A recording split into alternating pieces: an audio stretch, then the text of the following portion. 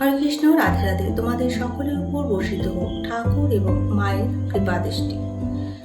এক দিবসে শ্রীশ্রীমা নিজ পাশে নিদ্রায়, তখন ঠাকুর আপন মনকে সম্বোধন করিয়া এইরকম বিচার প্রবৃত্ত করেছেন যে মন এরই নাম স্ত্রী শরীর।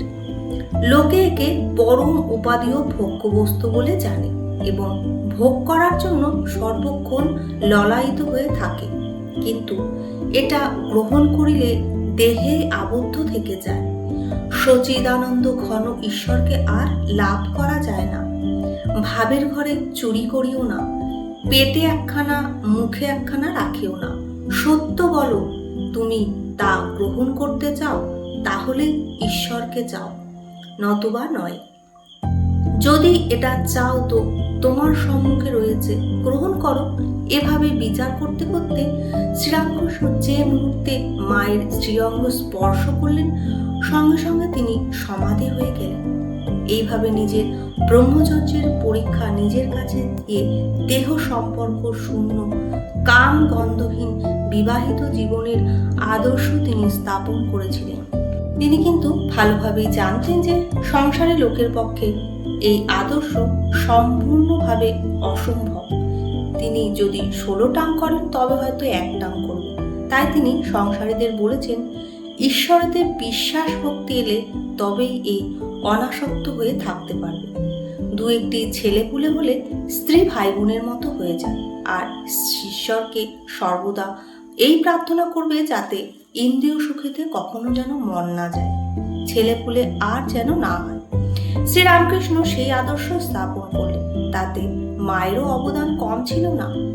শ্রীরামকৃষ্ণ পরবর্তীকালে ভক্তদের বলেছেন, যদি এত ভালো না হতো মা, আত্মহারা হতো, আর যদি ঠাকুরকে সে আক্রমণ করত, তাহলে হয়তো সংযমের বাঁধ ভেঙে দেহ বুদ্ধি এইসব আসিত না। কে বলতে পারে বিবাহের পর মাকে ব্যাকুল হয়ে ধরেছিল ঠাকুর যে মা, আমার পত্নীর ভিতর থেকে যেন কাম ভাব একেবারে দূরে চলে যায়। আর মাও সেই কথা সত্যি সত্যি শ্রবণ করেছিলেন।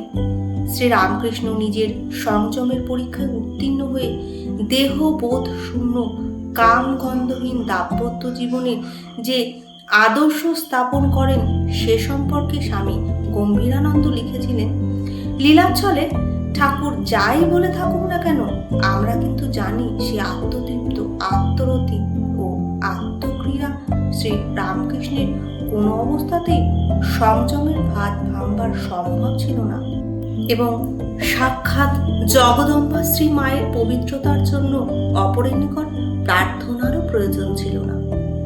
তথাপি আদর্শ স্থাপনের উদ্দেশ্যে এই লীলাবিলাস হয়েছিল।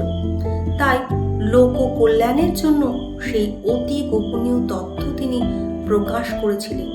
স্বামী স্ত্রী পরস্পরের ঘনিষ্ঠতম রূপ জানেন, সুতরাং লোক দৃষ্টিতে শ্রী মায়ের বিষয়ে ঠাকুরের এবং ঠাকুরের সম্বন্ধে শ্রী মায়ের সাক্ষ্য প্রদানের একটি নিজস্ব সার্থকতা আছে। শ্রীরামকৃষ্ণ একদিন একান্ত পেয়ে মাকে জিজ্ঞাসা করেছিলেন, কি গো, তুমি কি আমায় সংসার পথে টেনে নিতে এসেছো?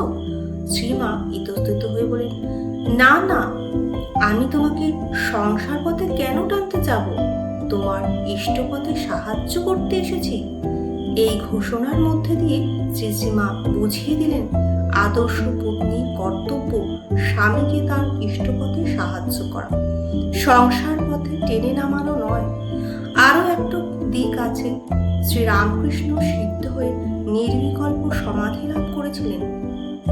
অবতার বশিষ্ঠ শ্রীরামকৃষ্ণের তার লীলা সঙ্গিনীর কাছ থেকে কোনো প্রতিশ্রুতি ছিল না তাকে ধর্মপথে সাহায্য করবার জন্য।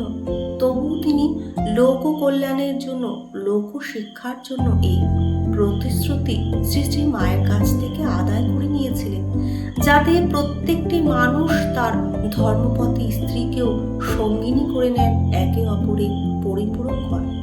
শ্রী শ্রী মাও একটি প্রশ্ন করে শ্রী রামকৃষ্ণের কাছে নিজের অবস্থানটি জেনে নেন। তিনি একদিন শ্রী রামকৃষ্ণের পদসেবা করতে করতে তাকে জিজ্ঞাসা করলেন, আমাকে তোমার কি বলে মনে হয়? শ্রী রামকৃষ্ণ উত্তরে বললেন, যে মা মন্দিরে আছেন তিনি এই শরীরে জন্ম দিয়েছেন, এখন নহবতে বাস করছেন, আর তিনিই এখন আমার পদসেবা করছেন। শ্রী শ্রীমা বললেন যে শ্রী রামকৃষ্ণকে তিনি সন্তানের মতন দেখেন। শ্রী শ্রী মায়ের সেবক স্বামী পরমেশ্বরানন্দ তার বইয়ে লিখেছিলেন, শ্রী শ্রীমা পুজোর ঘরে বসে আছেন। পুজো সবে শেষ হয়েছে, তখনও সম্পূর্ণ মন পারিপার্শ্বিকতার মধ্যে ফিরে আসেন।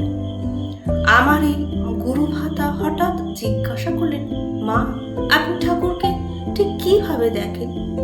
মা কিছুক্ষণ নীরব হয়ে গম্ভীরভাবে বললেন, সন্তানের মতো।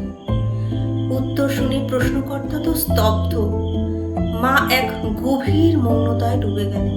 তখন সেই ভক্ত চুপ হয়ে গেলেন। আজকে লীলা কথা এইটুকু। পরবর্তী লীলা কথা শোনার জন্য চ্যানেলটিকে সাবস্ক্রাইব করে বেল আইকনটি প্রেস করে রাখুন। আপনারা সবাই ভালো থাকুন, সুস্থ থাকুন। আবার আসবো পরবর্তী ভিডিওর সাথে। নমস্কার।